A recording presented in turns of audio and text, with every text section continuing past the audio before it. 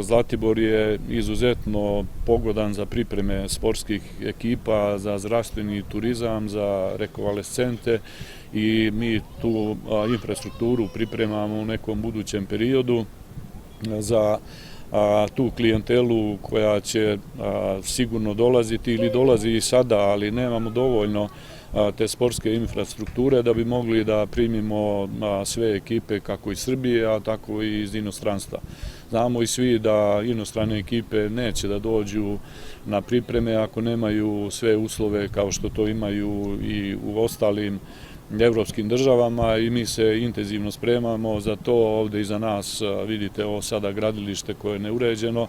Kada budete dolazili naredne godine, ovde će biti do 20 terena, što otvorenih, što zatvorenih, i moći ćemo da pariramo i Antaliji. Ne moraju naše ekipe da odlaze ili u Tursku ili u Sloveniju ili u neke druge evropske destinacije, moći će i ovde da odrade svoje bazične pripreme, jer Zlatibor što se tiče smeštaja može da pruži takve uslove, samo nam nedostaje, rekao sam, ta sportska infrastruktura, nedostaju nam ti tereni.